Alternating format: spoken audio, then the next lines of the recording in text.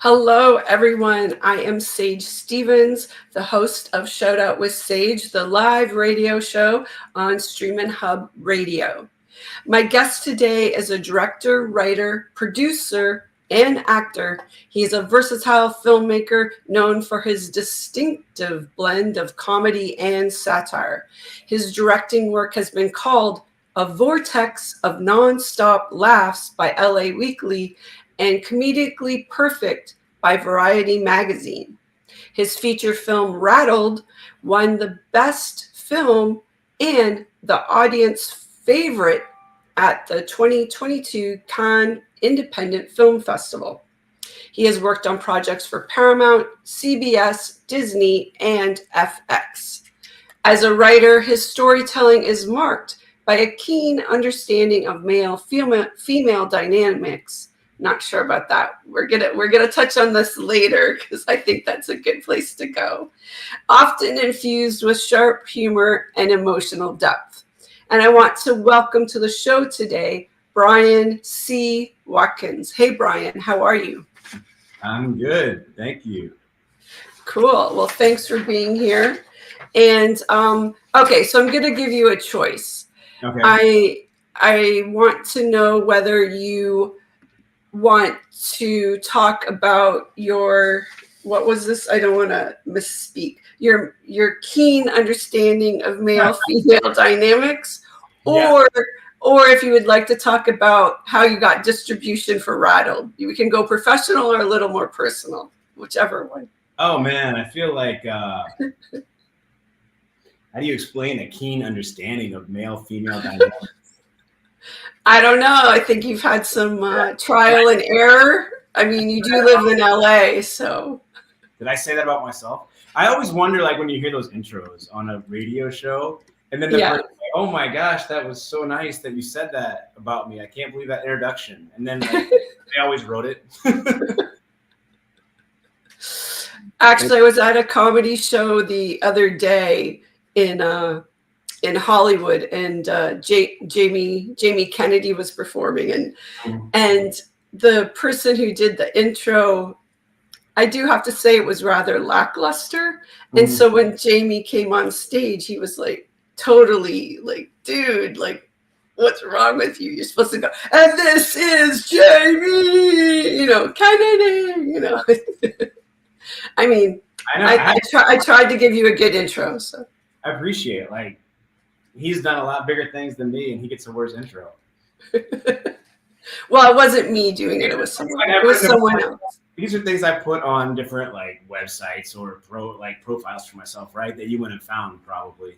That is, yes. Like, you write a lot of like romantic comedies that I try to have insight into male-female dynamics.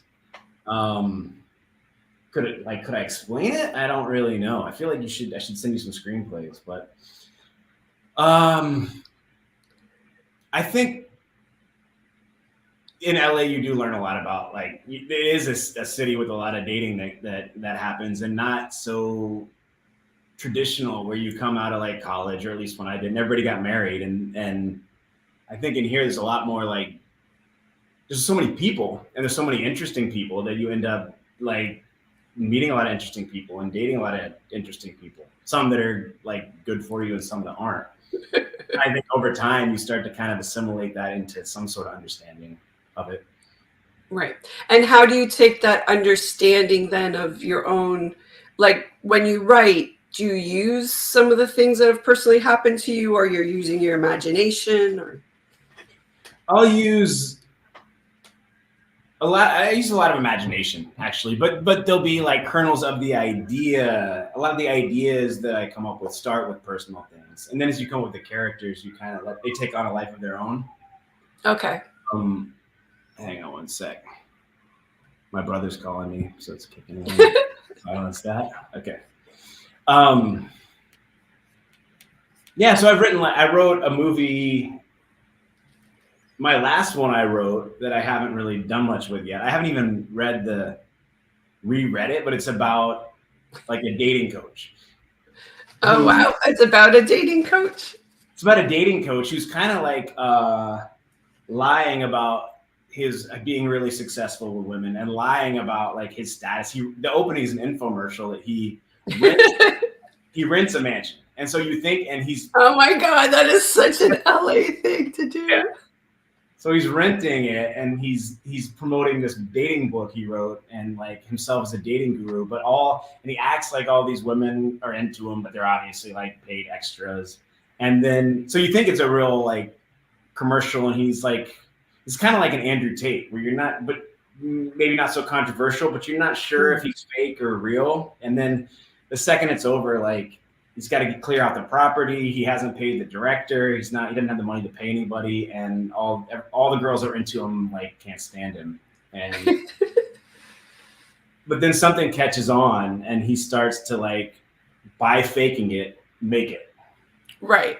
So, fake it till you make it. So yeah, it all kind of falls out at the end. It's sort of a Wolf of Wall Street sort of thing, but like a dating coach one, where it all, like, all the chickens come home to roost at the end. Yeah. So he says he's a successful dating coach, and he rents but he's telling people he lives in the mansion, like he owns it, right? But really he rents it. It's like a success, like, you know, money, power, women, the cars. Because there's always people on YouTube that do that, and a lot of them do end up like making a lot of money because they'll get a following of younger guys. A lot of times that will follow them that believe it, or that are looking for somebody to be a mentor to them. So it's kind of that kind of story, but he's really like, he has no understanding of male-female dynamics is the funny part of it. Okay. Actually, it's interesting you say that he'll get a lot of followers, because when I look on Instagram and TikTok and I see these people giving advice and, you know, doing this coaching and mentoring thing, I'm always like surprised that some of them have so many followers, because I'm like, how do you verify that you were someone to give advice like that? Or how do the people giving them money verify that there's someone to give advice to? Right. Like, I find it so interesting. Like if their advice is good or terrible, or yeah, exactly. Because there's all these people saying that they're, you know, you should follow. Like I met someone the other day, and he travels all around and gives these, you know, speeches and events, and, you know, he's making a good a good income per event. Mm-hmm. And I'm like, but who are you? Yeah. Like, it's almost like the followers themselves become evidence that you are good or that you're respected. But then a lot of times those can be purchased too. You know, like, yeah, I just think, because, you know, before, you know, I think most people that did that type of speaking stuff, you know, they wrote a book or something, and then the book would be successful. So in a way, the book would verify that you're, you know, of repute or of some acumen towards whatever it is you're trying to sell to people. right. But now I just can go on and go, hi, I'm so-and-so, and this is what I do. Mm-hmm. And maybe, I mean, you know, I can get people to give me money. Yeah. I think a lot of people do in all kinds of different industries. It's not just dating. It's like people get on and talk about pretty much anything. And if they're likable, I think if their personalities are likable, people will start to follow them. So it becomes less about the content and more about, like, are they charismatic, or do they know how to tell a story, and can they hook people in? And are they charismatic? Yeah. Yeah. So like in this story, he's very charismatic, but he's kind of like, he has no idea what he's talking about, which I think might be related a lot of times. Where did you get the concept for this story? This one, I was just thinking about, like, I think specifically I was like, it was when Andrew Tate blew up, like, I don't know, a year or two ago, maybe 2 years ago. And like, what has he done? Oh, he was a fighter. But besides that, like, he gives advice on everything, and he calls himself like the top G. But I just started thinking, like, he really I don't feel like he understands. He's definitely smart, but I feel like he's so full of hot air that that's kind of where I got the idea of doing something like that, but kind of showing him starting from nothing. So I wanted to exaggerate the contrast. So he's not like a fighter. He's just a dude who can talk well. And that's kind of where I think I got the idea. And then I thought like, so then I have like a feminist reporter, activist who starts writing stories and covering him. And so I try to put like opposite, a lot of times when you're writing something, you want to put characters that are polar opposites in there. Yeah, exactly. I started building polar opposites among his followers and him, and then somebody who actually is good at that, who comes in to kind of try to take him down. And that's how I came up with that. So do I have a keen understanding of male-female dynamics? Absolutely not. but it says here that you do. I know. I was probably in the middle of writing that. I think that's what I wrote myself. I don't think anybody's ever told me that. Okay. Back to like the film that you're currently writing. So do you think that faking it till you make it is important? Like, do you think that there is something to that, especially since we live in LA and there's lots of people faking it till they make it? Definitely. That's a really good question. Because I think there are elements like you don't want to look like there's always like an element of wanting to appear successful, or I think at least appear like you have potential to be that. Right. But I think if you fake it, if you start telling lies or fake it too much, a lot of times it catches up with you. I have two crazy stories about people I've known, who I won't say their names, who tried to overfake it, and it ended up like going to jail. One of them was in federal prison for 23 years. Oh my God. And the other one was doing like identity theft and basically has to, he kind of lost all the career momentum he had. Okay. He was pretending to be part of like, I'm not gonna say any names or anything. He was pretending to be like a very wealthy Italian, well-known family that makes exotic cars, and using their name, and became friends with all these celebrities because they bought it because he was like a charming guy. He became friends with huge pop singers and actors, and when I would hang out with him, they would call him. And then it turned out he just took on a fake identity when he moved here. And none of that was true. He wasn't from that family. He was from like the Midwest, and he was using that to get ahead, and it worked a little bit, but then the FBI started investigating him. Yeah, and questioning everybody who he worked knew. A little too well. Yeah. He didn't end up going to prison, but they made him he had a super big social media following. They made him go on and tell everybody that he, was not who he said. I think he lost all those friends, and yeah, it was. So that's one. Well, most people in LA, if they're, friends is a loose term. Yeah. So you can't fake it that hard. Right. Well, I always say that there's a very fine line between marketing and lying. Like, you have to market yourself or your product or whatever it is that you're trying to sell or have people believe about you. But like, you can't tell people, you sleep on your mom's couch, Right.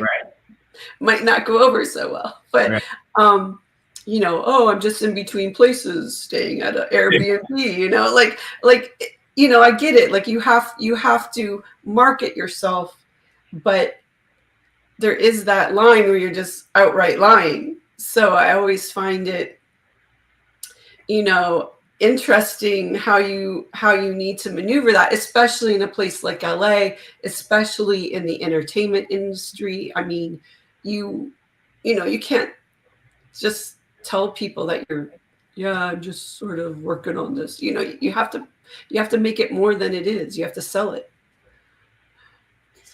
Because sometimes, do you fake it till you make it? And then I've known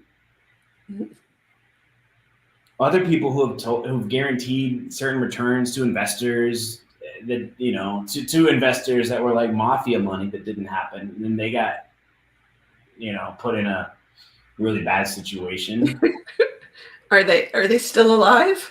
I think so. I haven't seen them in a while. but they might be. They're promising like 10 times return on a movie, and you never know what it'll make.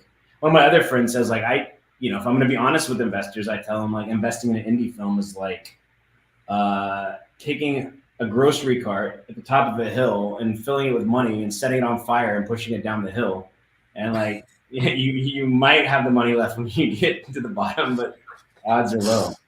You have to have a hit to really make a lot of money now, and it happens, and there'll continue to be movies made, obviously, and there's probably more now than ever because you can do them cheaply with digital. There's a lot of different distribution platforms, but a super profitable one is you have to have really a good script and talent and talented people behind the camera, and then like some luck too. Right. Luck is definitely important. But a lot of times, not everybody. People don't only want to get involved for money. A lot of like people will fund movies because they want to be part of the industry, or they have enough money that it's about the experience. It's about creating something. It's not that they won't be made. It's just like they don't all make money, and then the ones that do can be super lucrative. So. But you can't go tell an investor you guarantee them 10 times their money. Right. No, 10 times is a bit extravagant. That's definitely not realistic. With your movie Rattled, how did you get distribution for that? So Rattled played a bunch of international film festivals, and then through that we got a sales agent. The sales agent started taking it out. We got a really good trailer and a really good poster, which are important. And then the sales agent, once we started, it was kind of slow for a few months. A couple companies he started at the top with the biggest distribution companies. And Vertical is one of the top ones. Once we got interest from one, we got interest from a few more. And we went with Vertical because they place a lot of stuff. Can you explain for people that don't know what a Vertical is? Well, so Vertical is our distribution company. So you finish the movie. You want to play film festivals a lot of times because those awards or even just the list of them and the laurels will make it give it a little more clout. Through that, we got a sales agent because we got a pretty good trailer, pretty good poster, started playing festivals, won some awards at them. The sales agent, his job, he can't really distribute it. He's got to take it to distributors, but a lot of times it's tough to go directly to distributors. So our sales agent took it out to them, and he starts bringing us offers of what people will pay or guarantee for releases from different companies. And it was slow it went by pretty quickly actually, but it was the first few passed. And then once one accepted, all of a sudden we had like 4 offers, people that wanted it. And so we went with a company called Vertical Entertainment because they put it in. They basically did a trial run in theaters. So they put it in theaters in 5 cities and they see how it does. And it was random cities. It wasn't like New York, LA, Chicago. It was like Milwaukee, Philadelphia, because they kind of choose based off where they think it might perform well or get word of mouth. And then if it does really well, they'll start putting more money into it and pushing it. So ours finished the runs there, but they didn't expand it past there. But now it's on Prime. Right. That was an interesting experience because I was working with a group of actually like mainly Americans on it, but the investors were Russian and one of the main producers was Russian. And I had to go, and they edited it in Moscow without me being a part of the initial edit. I had to go like, okay, wait. So how did you get? That's a whole story in itself. How did you get Russian investors and have an edit of a film that you directed that you weren't a part of? Yeah, I'm sweating in here because I had to turn off my. The AC. So yeah. It's hot. It's like I know. I thought you were sweating because of the Russians. Okay. You go lock the door and tell the story. So I also direct commercials and music videos, and I've been doing that for like 10 years. I've been directing theater. I started like 20 years ago. So I do other things besides movies. I make like a lot of my income. Most of it I make from commercials or music videos or social impact videos because you have to supplement your income because you can't. I know some people who make a living just off film. But then Right. I think by supplementing mine with other stuff, I make a pretty good living, you know, Okay. doing both. So I've done a few music videos for a Russian producer who I became friends with, and he would work with kids sometimes. Anyway, and different Russians that came over. So he was like, hey, let's do a play or a short film or something. So I said, well, I got this play I wrote called Rattled that I've been wanting to put up. Let's put that up. And your Russian who's coming over here who wants to be in something would help finance it. He ended up being a really good actor who was in it. And through that, he invited a bunch of people he knew, and one of them was like, loved it. So wanted to fund it as a film. So we put it up as a film. I signed a not great contract, which I hadn't done, which basically said like I didn't have, like he and I would direct it, I wrote it, but we would kind of have co-say on casting and editing. And I'd work with them on music videos, and we'd always agree. And so I didn't really see it coming, but the casting, some casts, I won't say who, all our cast was great, ended up being great, but we didn't agree on all of it. And I didn't have final say on casting. And then so we learned something. We learned some things about contracts. But it's also not all his fault. We also shot it during COVID and didn't get much rehearsal. And like I wanted to bring in more of the play cast, to be honest, because we'd done it and they were great. And he wanted to bring in actors who had more experience. And so there was a kind of agreement about that. And because then the financier obviously went with the actors with more experience. But so you wanted people that were familiar with the project and already knew it, but they were looking towards people that were more into film than theater. What was social media influenced at all in that? There was some social media, and there was IMDb star meter rankings that we were concerned with. And I can't complain about any of our cast. They were great. But there was a group of people who we'd rehearsed it for 8 weeks and really had put it up, and we're doing it for the cause, not for the money. And I kind of wanted to bring in more of that. And it ended up being, with COVID, I had 1 day of rehearsal with the cast total. Instead, I had 8 weeks with these other people. And it's not easy material, really. It's like a dark comedy. So so you have to have timing. Timing would be important, correct? Yeah. Tone. Yeah. I would say probably the cast we ended up with is a more talented cast. It was just the amount of time we had to rehearse it is important. Anyway, it ended up being pretty solid, but then I kind of lost control of the edit too. They went and edited it in Moscow without me, and I went over and watched it, and they had rearranged the order. They had cut a bunch of scenes. And so all of a sudden it was like non-linear. The craziest thing is like they showed it to me, and one scene in the first cut they showed me was upside down. So we got finished, and I was like, and obviously that scene needs to be flipped back right side up. And then, no, we like it upside down. What? How can they? That's on purpose. And they're like, yeah, that's like it's art. It's a creative choice. I was like, but why is it upside down? Like, tell me, did they give you a good reason why it was upside down or no? There's a character in the scene smoking a cigarette, leaning off a bed backwards, so his face is upside down when we see him. Okay. And then his girlfriend, who's a cop, is right side up. So we see one right side up and one upside down. So they thought if we flip it, he'll be right side up and she'll be upside down. And they thought that would be better. I mean, it wasn't just that random. There's something. It's an idea, but luckily they got to flip it back. Okay, so from that, what lessons did you learn about going into filmmaking and a contract and agreements, and just what you need from partners when you work together with them? Yeah, it's not like you have to have different contracts.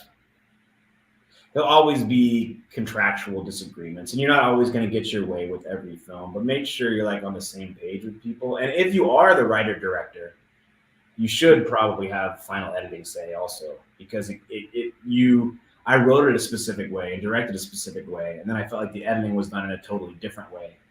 That I would, if I'd known what they were going to do with the edit to make it less dark comedy and a little more actiony, I would have shot it different. So I think I didn't have an entertainment lawyer look over it. Like, have an entertainment lawyer look over it for sure, especially if you're doing a real movie. Contracts are really important, and like I would say, just fight for everything you can get, whether or not you. I didn't fight anything hard enough. I was so excited to make one that I just kind of signed what they sent me. Yeah. So you were just trying to go with the opportunity versus everything you should try and get from the opportunity. I didn't realize how many disputes there could be through post-production, because I'd always had sort of control of mine before. Okay. Yeah.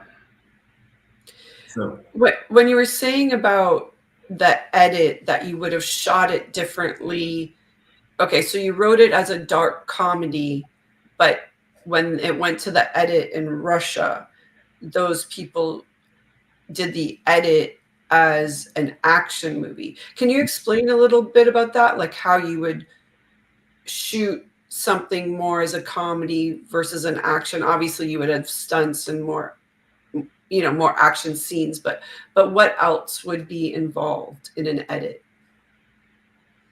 Or when you're shooting? I think I wrote it more like a Coen Brothers. I was trying to do like a Coen Brothers dark comedy, and it was kind of the pace. It was about the characters and the pacing and the little nuances.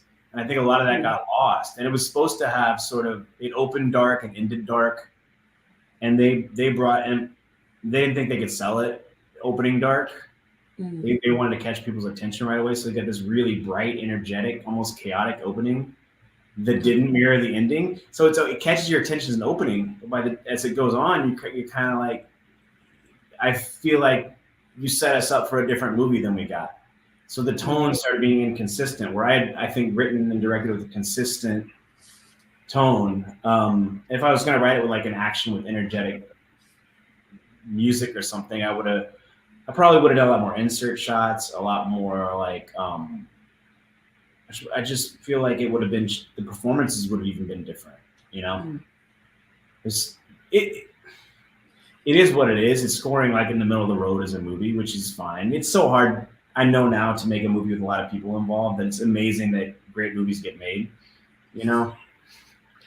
Well, if anyone, like I used to work for IFP and Film Independent, and just the fact that you wrote a script and you got it done, and you got all these people together on a bunch of days, and everyone showed up and you got that done, and then you actually got distribution for it and you got that done. Like there's so many, and there's a million things in between all those things, but like the fact that you even can get a movie done and up on a screen and make some money from it, like for those of us that know what that is, to do that, it's a commendable feat.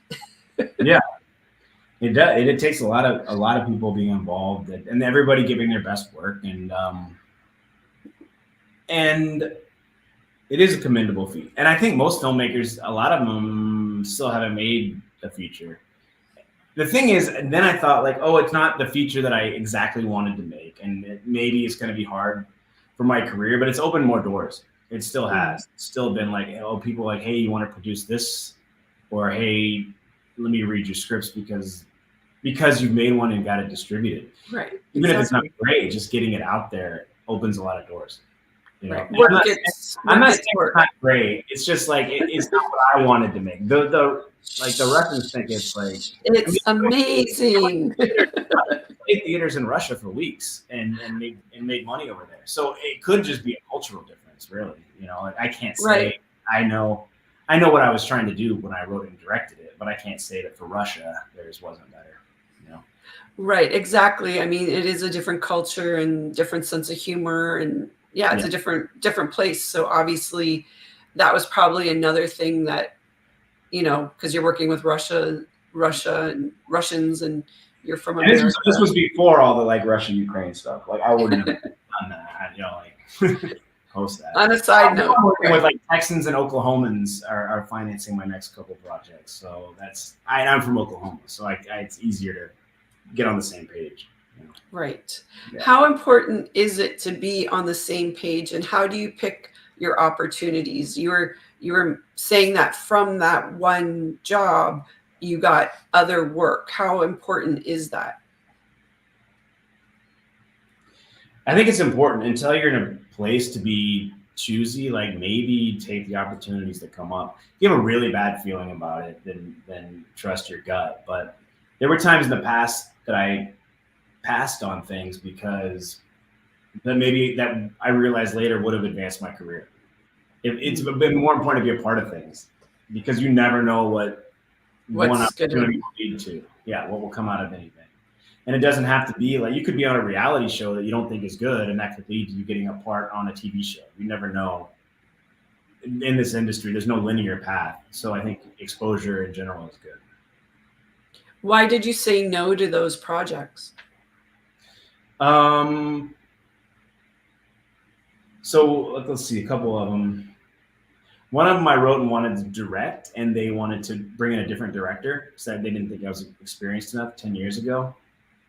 And I wanted to decide I'd rather hold on to the script and try to fund it myself. But now I don't really care about that project. I've written so many more, and I just probably should have let them bring in somebody else to direct it and not fought. Like an opportunity is an opportunity. You don't have to,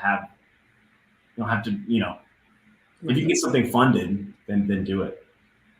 And even if you want to direct and they don't want to let you direct, you could do the next one.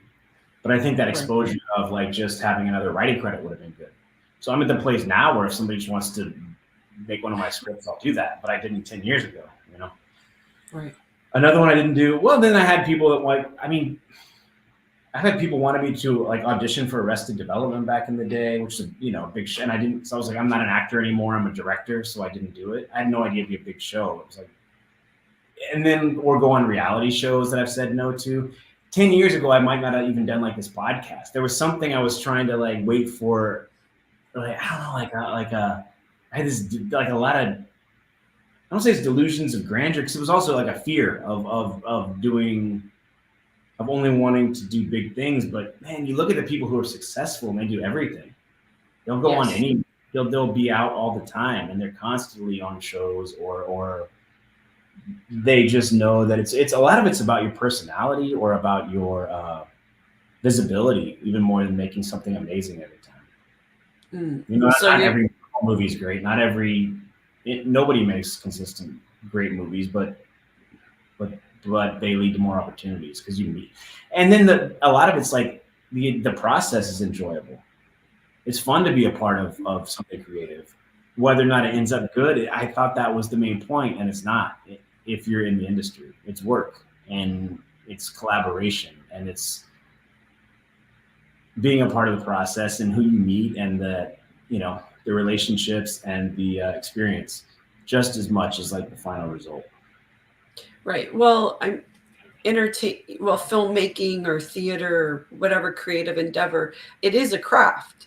Mm-hmm. So, you're only as good as you can be at that time. Mm-hmm. So, and the people around you. So mm-hmm. like in 5 years, you might hopefully you'll be better. Mm-hmm. So, is there an opportunity that you said yes to, though, that in hindsight you should have maybe said no to, or you're always good with everything you did decide on? That's a good question. There are some things that I wish I said no to, maybe working with certain people, or but at the same time, like where I am now, I'm glad I've said yes to no to what I've said yes and no to, because that's how I learned what I know now. Right. And nobody can really, you can read all the books or listen to all the people you want, but you kind of have to learn it for yourself. Is there a thing that I wish I said no to? Not really. I wish I'd said yes to more things than no. Yeah. What would your biggest sage advice be to someone who wants to start out as a filmmaker? If you want to start out as a filmmaker, I would say like create and see things through to completion, even if it's a short film or if it's just a sketch YouTube video. I started out doing a lot of just like 3-minute YouTube videos and putting them out, or it was even Funny or Die back then. And putting up stage plays. I've done a lot of things that were on a small scale, and it's like that's what's led me to other things. People will see it, and then I put up a play which got turned into an indie film, which was low budget, but then somebody sees a trailer and hires me to direct a commercial, which led to bigger commercials. So just like see work, if you want to be a filmmaker, see work through till the end of the edit and put it out, and and don't worry about how it's received, because you do it enough times and it'll lead to more things. Right. What do you think are the necessary steps to being successful? I think in this industry, you have to like have patience and have long vision if you really want to do it. A lot of people will move out here and then get frustrated after a year, and it might take 10 years or 8 years or 12 years until you're really like in the flow of what you want to do. And then to be successful, something I think that you need to do is believe that you can be also. If you can kill the anxiety, there's so much anxiety in this industry that a lot of people have. And I think that leads to maybe bad decision making or impatience. And if you can like find a way to lower the anxiety and then have patience, then that's, and then keep working, those 3 things. Yeah. Okay. How important is networking to your career or to a career? It's super important.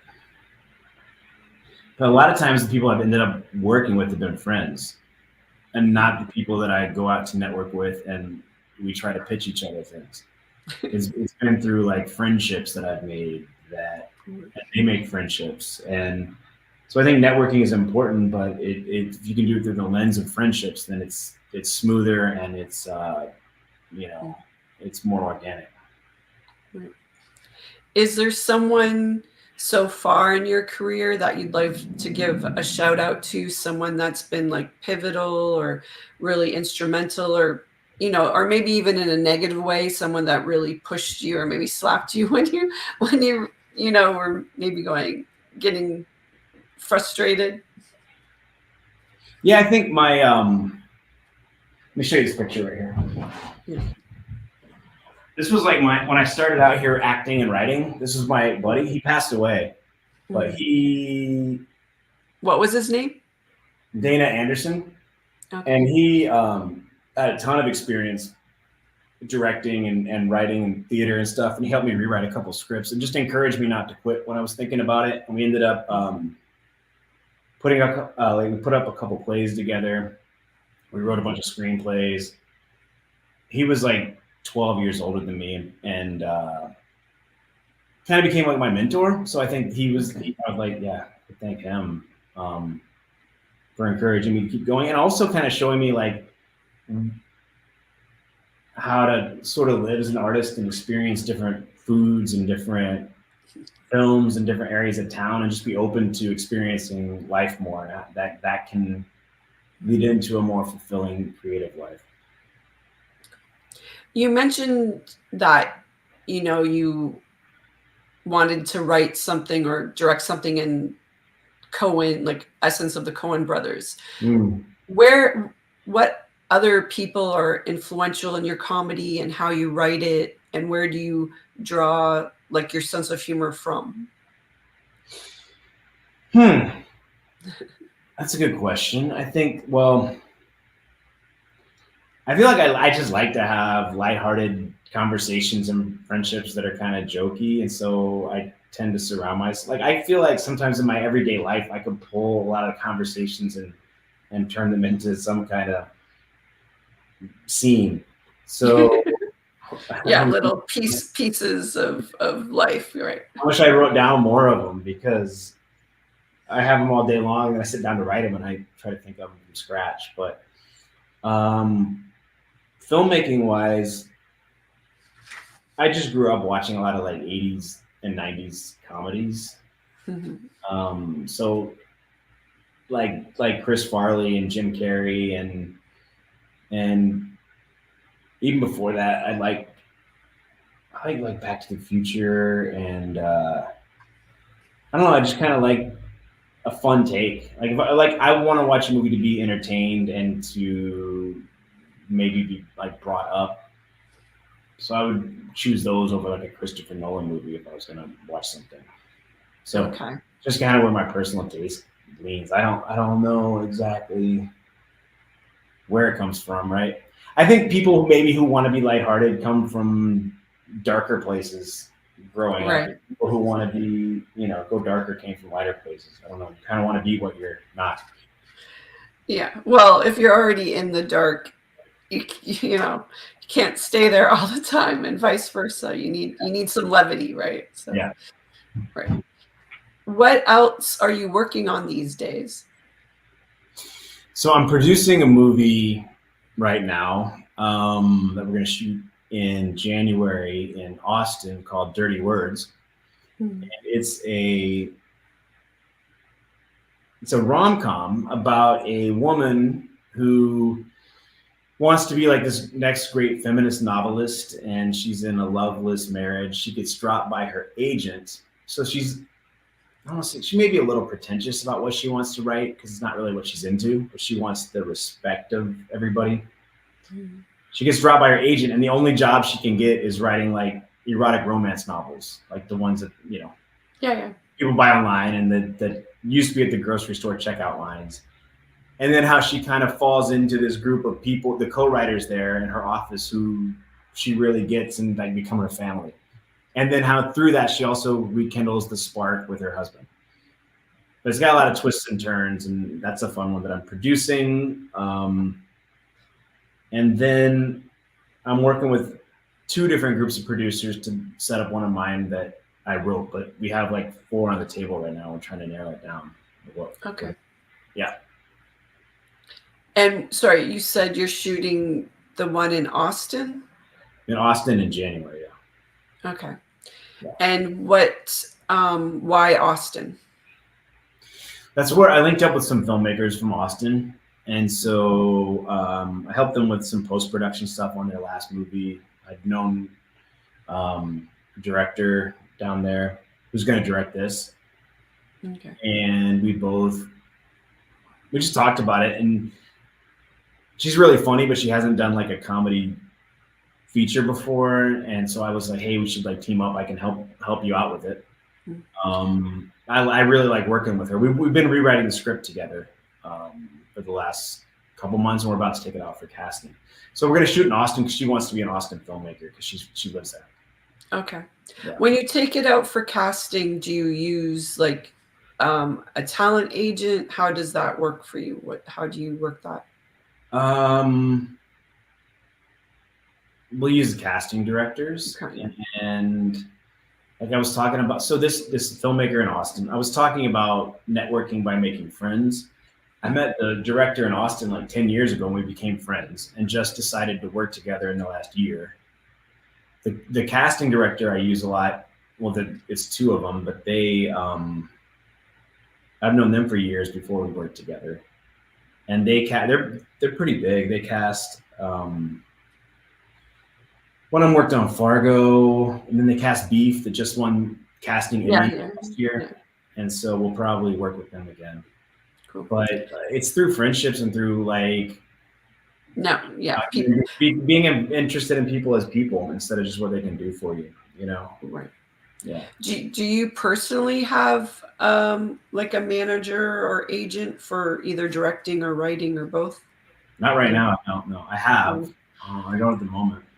Okay. And I don't have one for acting, but I've gotten acting parts in like a handful of TV shows. I was telling you, TV shows and yeah, you don't even have I asked you for your headshot for the promo for this, and you're like, I haven't taken a acting headshot in ages, and I'm like, well, how are you getting work? You're the only actor I know who doesn't have a headshot that's getting work. Some of my friends get mad at me because they're like, "Do I have a headshot?" Yeah, I would get mad at you too. And you're like, you get more work than I do. It's like through friends or through people who came to see my plays or through, at least people know that you can throw this I can do it. So they'll you can walk, talk, and chew gum at the same time. You're good. So they'll ask me, so I get asked to be in things, and then I'm like, now I always say yeah. So so you're saying headshots. So I'm gonna do headshots like in the next week. Sorry, say that again. I interrupted. I need to do headshots, so I'm gonna do them soon. Yes, that would make some people probably less mad about you getting acting work without headshots. Yeah. Well, thank you so much for being on the show and sharing your expertise and your journey as a filmmaker. Where can we find you online? So, like on Instagram is what I probably want the most. It's at Bryan C Watkins. It's Bryan with a Y. And then on IMDb, and then I have a website with a lot of my video work I've done at pluggedinpictures.com. Okay. So those places, yeah. Well, cool. Well, thank you so much for joining me today, and thanks everyone who tuned in and watched us. And I am Sage Stevens, and I will see you next time on Shout Out with Sage. Bye, everyone. Thank you. Yeah, and thanks, Bryan. Thanks for being here. For sure. Thank you. Thanks.